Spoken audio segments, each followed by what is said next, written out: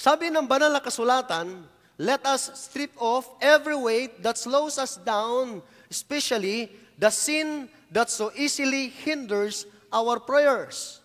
Sinabi ng banal na kasulatan sa atin na merong mga bagay na siyang nagpapahina sa atin, may mga bagay that keeps us slowing down or hinders our progress.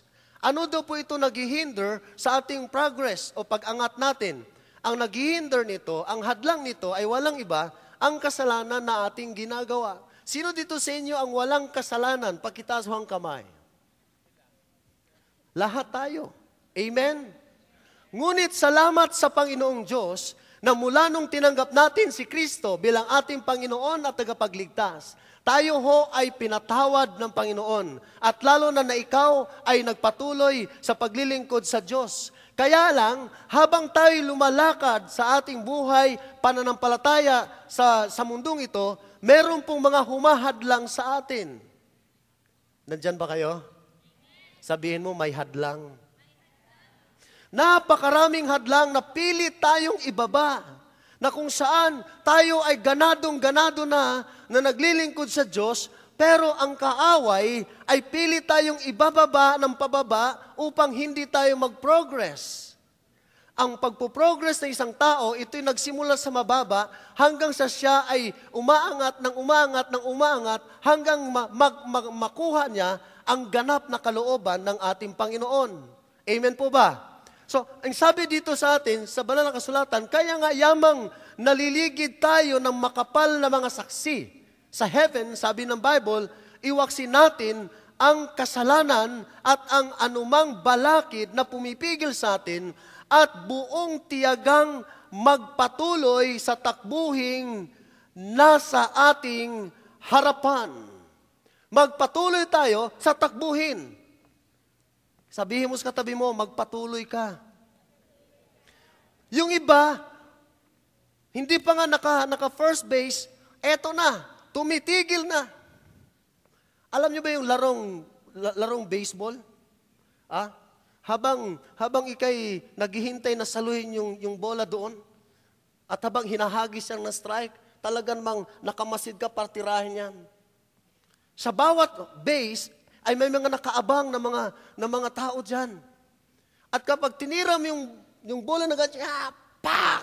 Talaga namang sisikapin na saluhin yon para ma-out, strike.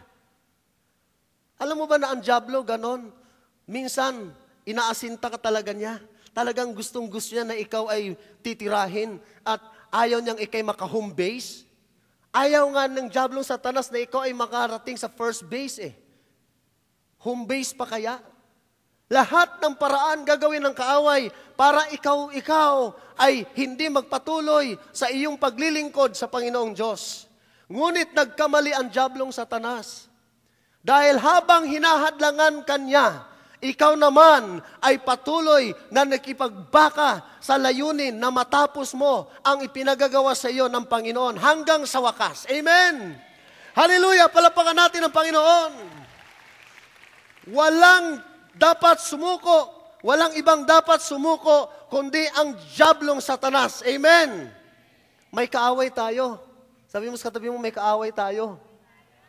At ang kaaway natin ay espiritu ng kadiliman na siyang pumipigil sa ating pag-angat. Alam niyo mga kapatid, meron pong isang example dito. Meron po ba saan kayo nakakita ng isang tumatakbo sa marathon? Nakakita na ba kayo nun? Yung tumatakbo sa marathon? Saan kayo nakita ng tumatakbo sa marathon na may mga dala-dala, mga backpack, may isang galong tubig, may mga sapatos na nakalagay dyan, tapos tumatakbo? Saan kayo nakita ng ganon?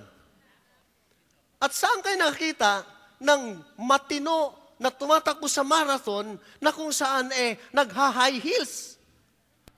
Although ngayon, may gumawa-gawa ngayon yan.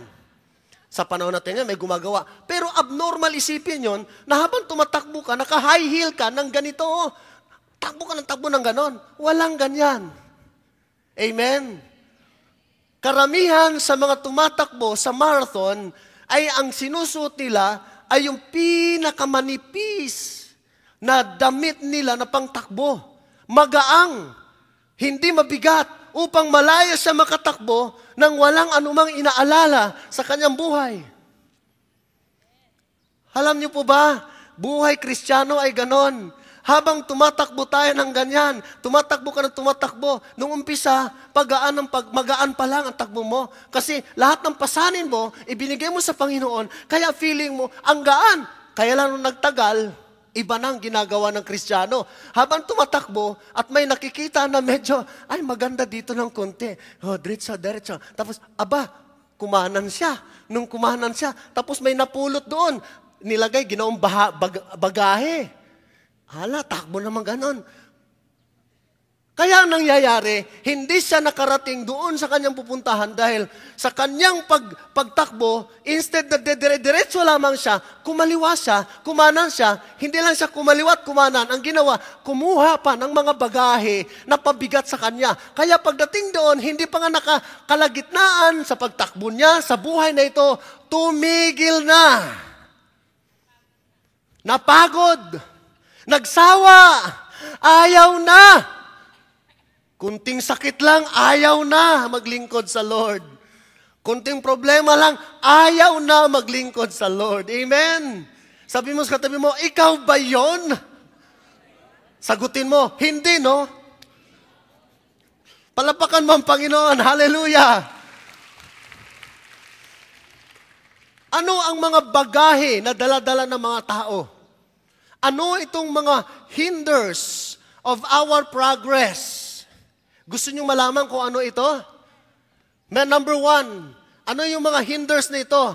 Number one, making money in a wrong way. Tumataya sa loto, gustong manalo. Milyon-milyon. Naggagrab tayo ng milyon sa loto, gusto nating manalo. Hindi yan ang kalooban ng Lord. Baka ikay huldapin pa dyan, patay ka. Sabi nila, tinamaan na naman ako. Wrong way. Nagsusugal tayo. Alam mo doon sa amin, ang bahay kasi namin, bago kayo makarating sa amin, dadaan kayo sa tulay, tapos medyo mabato-bato ng konti. Tapos nandun kami sa pinaka-dead end. Meron kaming kapitbahay na trusted. Doon namin iniiwan yung susi namin ng bahay. Tapos may nagpapataya ng inding at saka huweteng. Ay, may mga pulis pala tayo rito. Nagpapataya. Sabi sa akin, Sir, tumaya ka naman. Sabi ko, ay, hindi ako tumataya niyan, pastor ho ako eh. Ay, marami naman pastor tumaya sa amin eh. Pero mo yan, sabihin sa akin yun, may mga pastor tumataya ng ending, ayoko, paano ba kinukuha yung ending? Basketball? Tapos tumataya ng yung weteng? Medyo, sabi ko, sino yung pastor na yan? Sabi mo sa akin, sino? Sabi nung isa, ay hindi naman ho ito, church ba kayo? Binanggit sa akin yung simbahan, buti na lang hindi taga GSSGO.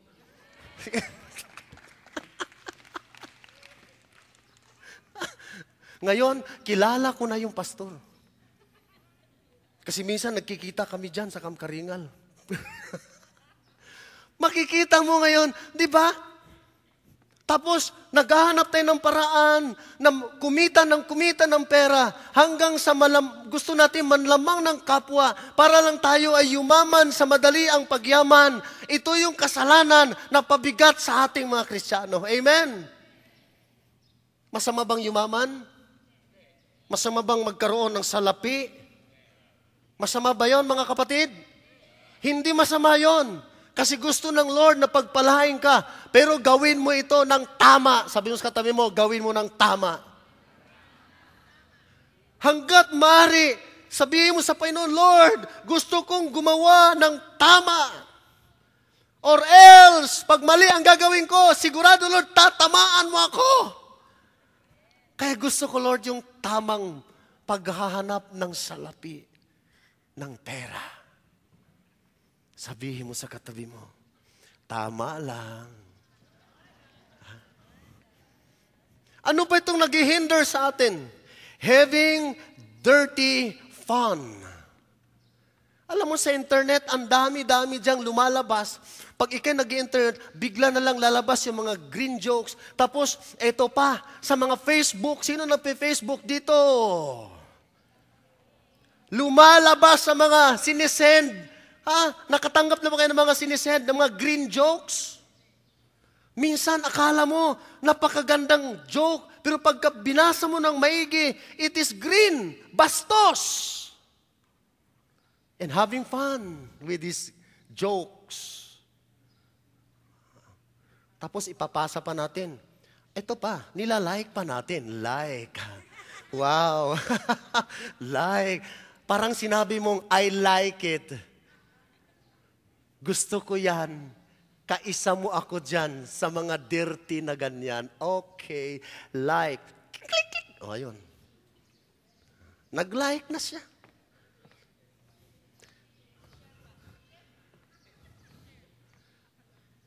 Ibang klase. Sabi mo sa katabi mo, ikaw ba yon? Kung hindi ikaw yon, sabihin mo, sorry, hindi ako yon. Nandyan ba kayo, mga minamahal? Ano pa yung mga nag-hinder sa atin? I'm sorry to tell you, sabi ko nga sa Panginoon kanina, kahapon pa 3 days, ilang beses na ako nagpalit ng teaching na ito. Pero talagang, sabi ko, Lord, kailangan ko ba talaga sabihin ito? Sabi ng Panginoon, yes. My principle is, di baling magalit ang tao sa akin, wag lang magalit ang Diyos sa akin. Basta sabihin ko yung pinapasabi ng Panginoon. Alam nyo ba kung ano pa ba mga hinders ng ating paglapit sa Diyos, yung pag-progress natin na kasalanan, nag-hinder? Wrong relationships.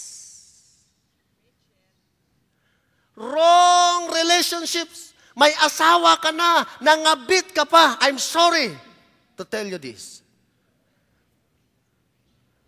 May boyfriend ka, hindi ka kontento sa isang boyfriend. Gusto mo lahat, gwapo sa'yo. Gusto mo lahat ng pogi sa'yo. Yung mga kalalakihan naman, gusto lahat ng magaganda sa kanya.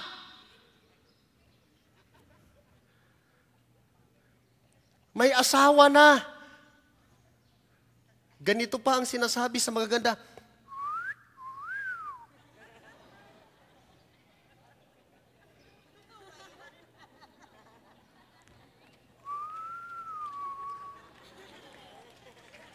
Wow! Coca-Cola body. Kaya lang nag-elevate ang panahon ngayon, kahit walang body, puro balakang na okay na. Kahit makita ng babaeng walang balakang, basta may mga alahas, si guy, okay na. Ayos na. Okay na to, pre. Meron ka nito, walang balakang, tsura mo, ako meron. Wrong relationships. Pumapasok tayo sa isang relasyon na kung saan hindi naman natin kayang lusutan. Ibig ba sabihin, Pastor, kailangan lusutan? Hindi mo na malusutan yon. May mga consequence yun doon. Hello? Sabi mo sa katabi mo, hindi ka magpo-progress. Kaya kahit anong lakad mo sa buhay, yung wrong relationships ay dala-dala mo, hindi ka magpo-progress. Hindi aangat ang buhay mo. Bakit? Dala-dala mo ang napakabigat na pasanin. Hello? Nandito pa ba kayo?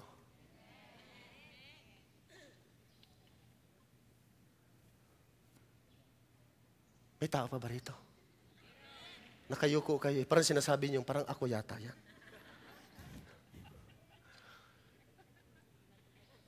Tingnan ninyo sa paligid. Ano ang nangyayari? Kaya kahapon, kinumend ko talaga si Brother John at si Sister Izzy nung nagpunta ako sa bahay nila, yung galing sa Amerika. Kasi yung pamilya nila, talagang sinisikap nila na sila magkakasama talaga sa Amerika. Sabi ko, Tuwang-tuwa ako sa inyo. Sabi ko kay Sister AC, kay Brother John kahapon, tuwang-tuwa ako sa inyo mag-asawa. Dahil sinikap ninyo na kayo magsama talaga. Hindi katulad ng ibang mga OFWs natin na nung umalis si Mister, isa pa lang ang anak. Pagbalik ni Mister, dalawa na yung anak. Napakasakit, Kuya Eddie. Ayun, ang sinapit ng aking buhay. Kumakailan lang, napanood ko sa isang reporter's notebook, sa GMA 7 yon. Alam niyo po ba, yung OFW na lalaki, alam mo, nagpakasal sila doon sa ibang bansa. Tapos, yung babae OFW din, nagkita sila. May asawa sila dito sa Pilipinas, pero nagkita sila doon. Ang rason nila, ito daw ay pampalipas lang. Ang kaso, nagbunga yung kanilang pagsasama. At nalaman ng dalawang mag-asawa nandito dito. Alam niyo kung anong ginawa ng dalawa nandito? Sila din nagsama. Grabe, naiiyak ako. Sabi ko, Lord, ibang class, nasira for the sake of money. Dahil sa money. Gusto nating kumita, nasira ang buhay ng pamilya. Sinasabi ko bang masama ang mag-OFW? No, hindi ko sinasabi yon. Ang sinasabi ko dito, kung itong mga bagay nito sa alam mo ang magpapasira ng iyong buhay, wag mo nang patulan yan. Wag mo nang kagatin. Sabi mo sa katabi mo, wag mo nang kagatin ang mansanas ni Eva. Nandyan ba kayo? That's the wrong relationship. Habang ikay tumatakbo sa takbuhin sa Panginoon, may mga pabigat na pasan-pasan mo. It's the wrong relationship. Ano pa ba ito? Ito, marami dito, biktima tayo lahat nito. Sabihin mo, ikaw na itong kasunod. Sabihin mo, ikaw na to. Sabihin mo, ikaw na to. Working day and night. Walang pahinga. Day and night. Para saan? 24/7. Nakalimutan si Lord. Kailangan kasi, pastor kailangan magkukumahog. Kasi 10 ang anak ko. College na yung isa. Nagtatrabaho na yung iba. Hindi naman tumutulong. Kaya ako na lang, day and night. Wow, trabaho. Pagtingin sa gabi, trabaho pa rin. Lawit na. Pagdating ng linggo, ito, ang Kristiyano na dapat nandito sa simbahan just to listen the Word of God, just to commune with God, just to obey God's Word, bring His tithes and offering to God, so that the Lord will bless them financially. Ang Kristiyano, nasaan? Tulog. Ang Kristiyano, nasaan? Pupunta na sana dito. Napadaan sa mall ng sale, hindi na tumuloy ang Kristiyano. Nagmalling na. Alam niyo ba, may effect ang pagtatrabaho ng walang pahinga? Ang damage doon ay ang kalusugan mo.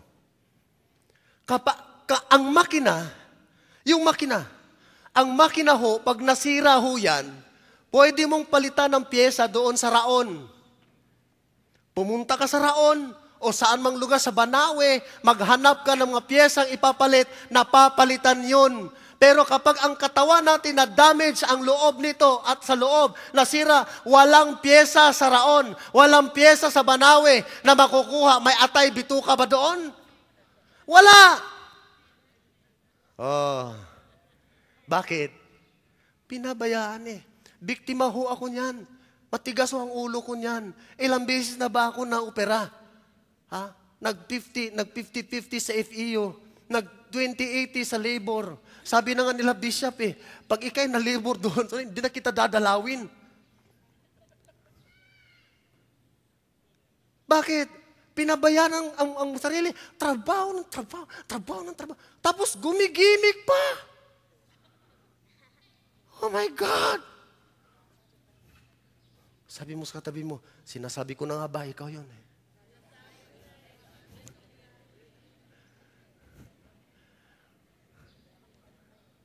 Kailangan magpahinga. Sabi mo sa katabi mo, mag-day off ka naman. I-enjoy mo naman yung day off mo. Working day and night. Ito pa.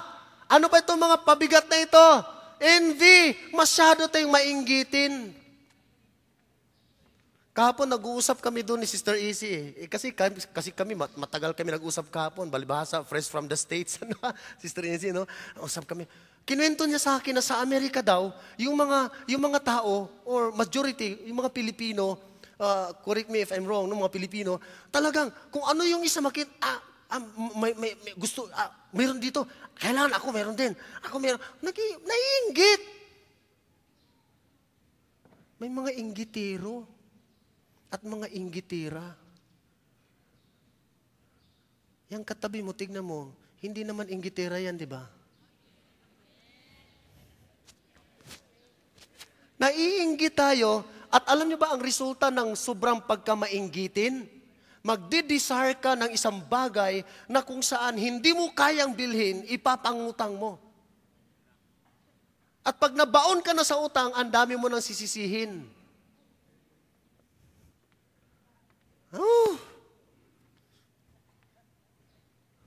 Ito pa, unforgiveness. Hindi makapagpapatawad. May mga taong nakasakit sa'yo, sinaktan ng damdamin mo, sinaksak ng kutsilyo, hindi kita mapatawad hanggang sa kamatayan, hindi kita mapatawad, never! Alam niyo ba, ang hindi pagpapatawad ay nagdudulot ng sakit at karamdaman? Magkakaroon ka ng cancer. Nagsisimula yan sa sama ng loob, hanggang sa nag-i-elevate pataas, lumalalim, at hanggang sa ikaw ay nakaramdam na ng kung anong mga bukol sa katawan at nagkakaroon ka na ng cancer. Hindi mo mapatawad yung taong nagkasala sa iyo 20 years ago. Hanggang ngayon, dala-dala mo pa rin, pasanin mo to the fact na ikaw ay Kristiyano. Huwag natin pag-usapan ng mga unbelievers. Likas na sa mga unbelievers ang hindi magpatawad. Pag-usapan natin, tayo mga Kristiyano. Alam natin ang salita ng Diyos. Alam natin ang Biblia. Sinabi ng Panginoon sa Matthew chapter 5, chapter 6, sabi doon, kung hindi ka makapagpapatawad ng nagkasala sa iyo, hindi ka rin patatawarin ng Diyos Ama sa langit. Pero bakit maraming Kristiyano na hanggang sa kamatayan, hindi niya mapatawad yung taong nagkasala sa kanya? At pati ang kanyang sarili ay hindi niya mapatawad-tawad. Kapatid, habang nakikinig ka sa akin ngayon, meron ka bang tao nung sa buhay mong ito ay hindi mo mapatawad? Kung pinatawad mo na, ito ang kasunod. Pinatawad mo na rin ba yung sarili mo? Kasi pinatawad natin yung iba, pero yung sarili natin, hindi natin pinatawad, patawarin mo sarili mo. Amen. Pasanin yun eh.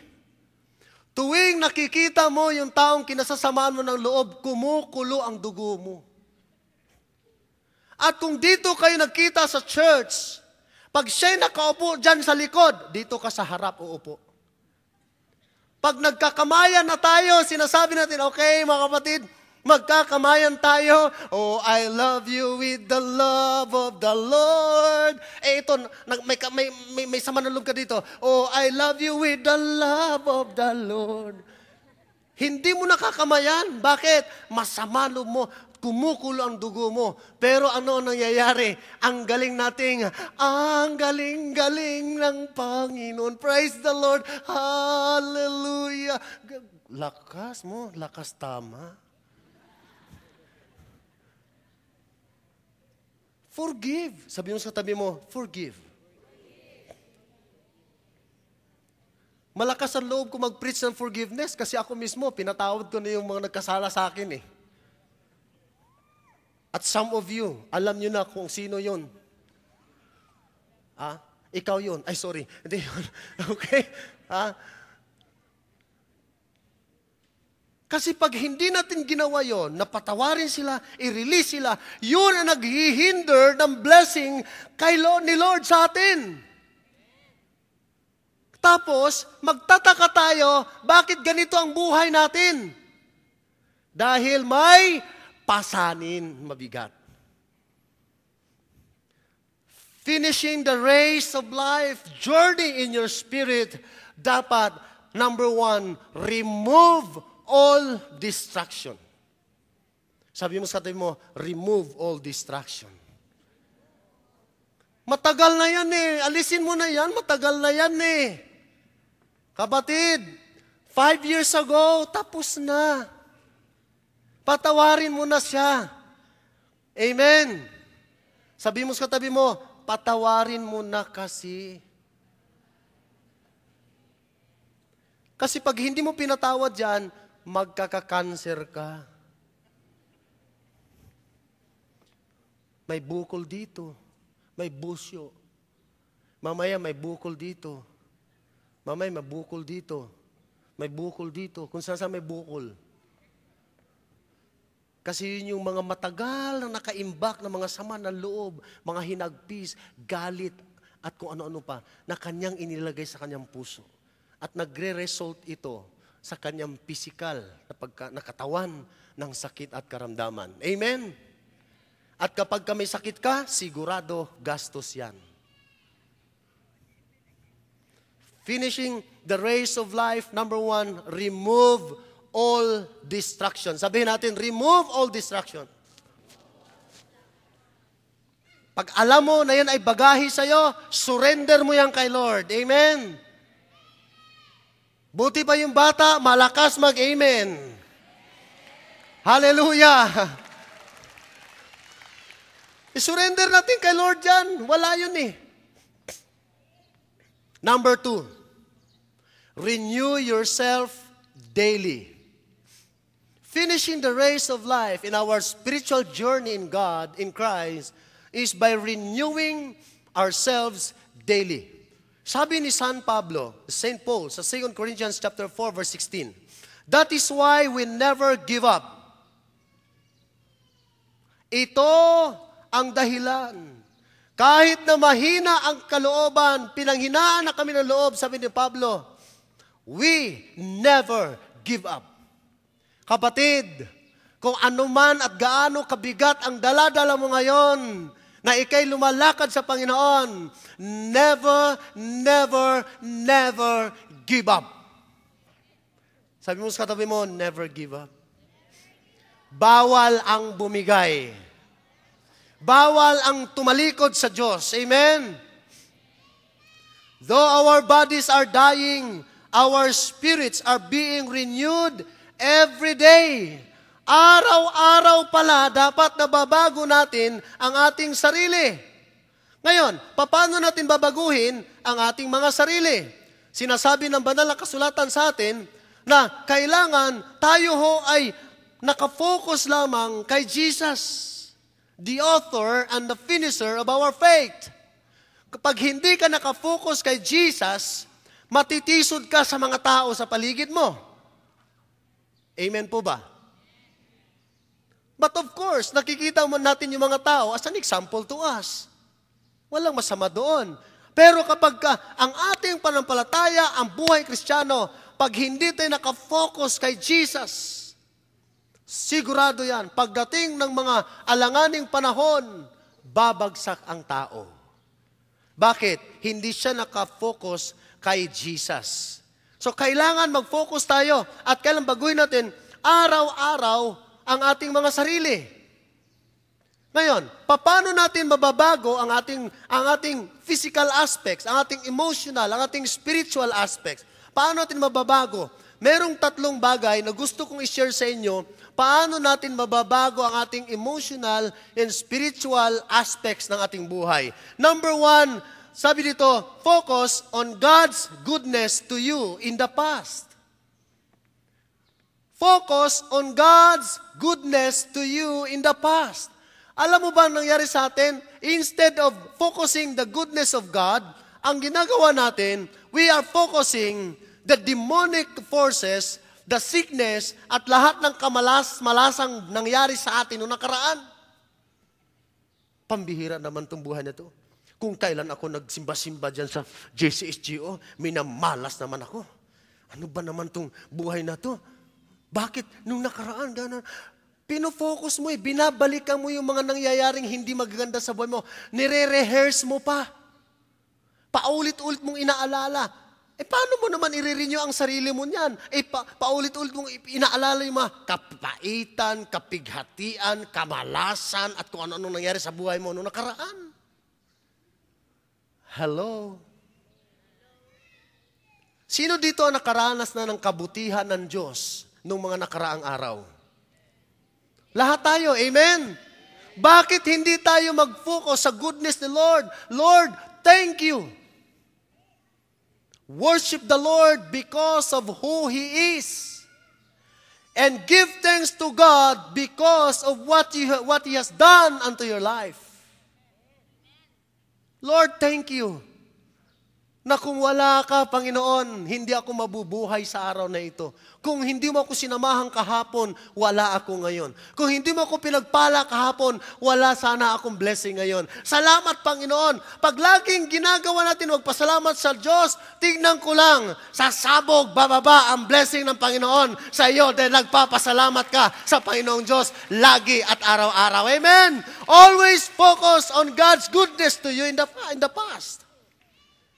Thank you, Lord, sa mga ginawa mo sa buhay ko. Amen po ba?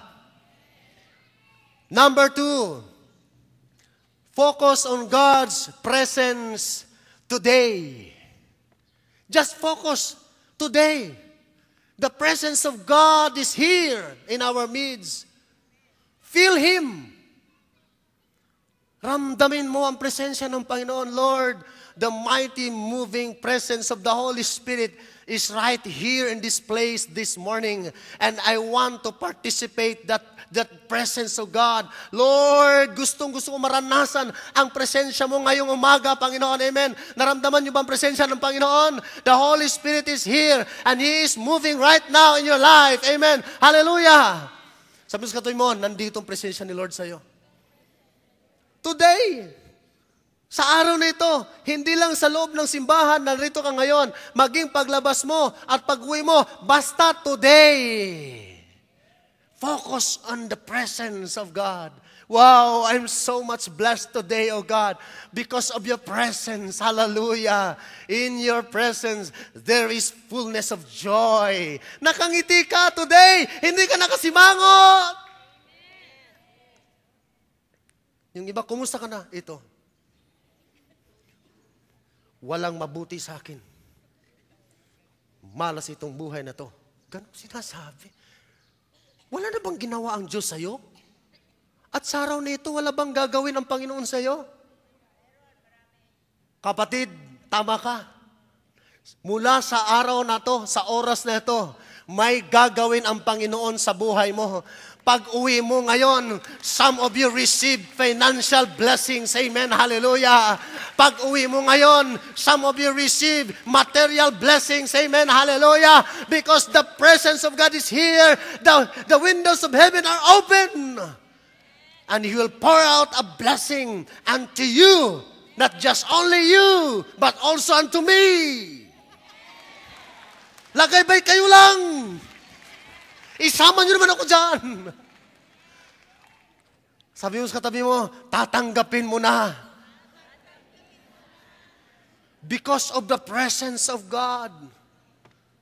Alam mo, nung kinanta ko yung kanta yung paulit-ulit, ilang gabi ko nang tinatabi yung cellphone ko sa aking tabi.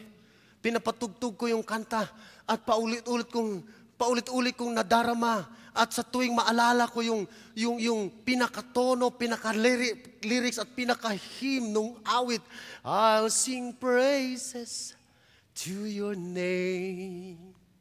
Oh Lord, praises to your name. Oh Lord, for your name is great and greatly to be praised. give glory to your name. Oh Lord, glory to your name. Oh Lord, for your name is great and greatly to be praised.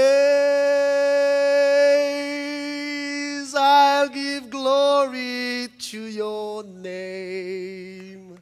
Oh Lord, glory to your name.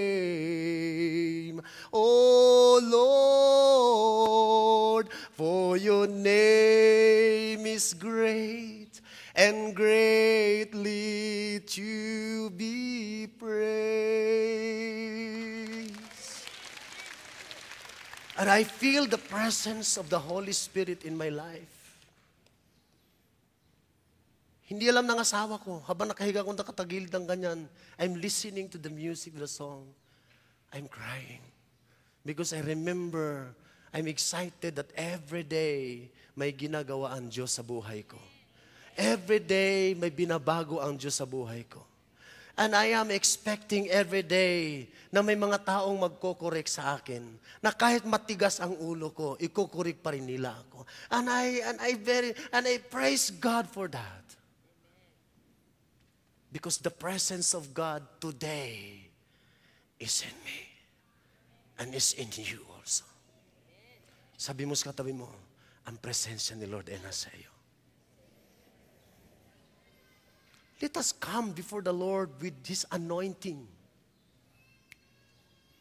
And number 3, dito ako magtatapos, rely on Christ Jesus. Mga kapatid, kanino ka pa sasandal? Kanino ka maglilinon sa buhay na ito? Sa pera mo? Kanino? Kanino ka sasandal? Sa pera? Sa fame? Sa diploma? Sa karangalan mo? Kanino ka sasandal? Ang pera mo. Ang pera kung gaano kadaming milyones meron ka, that one day mauubos yan. Ang karangalan mo, na ngayon hinahangaan ka ng mga tao because napakagaling mo, isang araw kamumuhian ka ng mga taong ito. Yung karangalang natanggap mo, pinupuri ka ng mga tao ngayon, it's because bilib na bilib sila sa iyo, pero isang araw ang mga taong ito ang siyang mag-aalimura sa iyo. Sasandal ka ba sa fame, your glory, kayamanan, honor?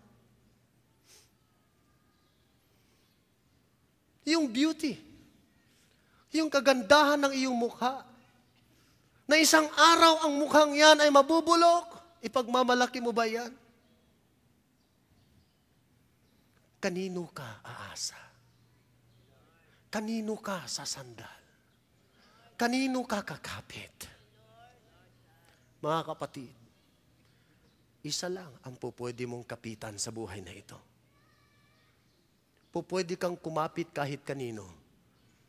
Pero yung mga kani-kaninong yan, pupwede kang bitawan ng mga taong yan. Pero kapag ikay kakapit kay Hesukristo, kahit ano ang mangyari, kahit bigat na bigat ka na, kahit ikay dapang-dapa na, nakadapa ka na, kumapit ka sa Panginoon, and the hand of God is always there. Ikaw ay kanyang awakan at itataas kang muli ng Panginoon at sasabihin ng Panginoon sa iyo, anak, I love you and I will always love you now and forever. That's the love of God. Kung hindi mo feel yung love ni Lord today, feel it. The love of God is here. The presence of the Holy Spirit is here. Kung meron kang ibang sinasandalan, mas maganda sa buhay ang kumapit sumandal sa Panginoon. At pagkapit mo sa Diyos, at hinahawakan ka ng Panginoon, ang dalawa mong kamay, sa oras na ikay babagsak because of pain, because of circumstances that hinders your progress, sinasabi ng Lord, my daughter, my son, hold me tight. Hawakan mo ako at hindi ka malulubog.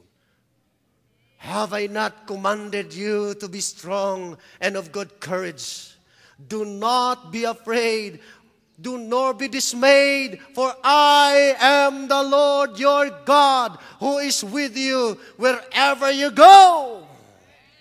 Rely on Christ Jesus, because He is the only one who gives you divine blessings and promotion. Hallelujah! At kasama sa pagre-rely mo sa Panginoon is your total dependence on God. Hindi ka natatakot. Kahit bantaan ka man ng mga NPA, Joshua, hindi ka matatakot. Kahit bantaan ka ng mga kung sino mang mga taong gustong pabagsakin ang buhay Kristiyano mo, hindi ka matatakot. You stand because you know and you know and you know that God is with you. And He will never leave you nor forsake you.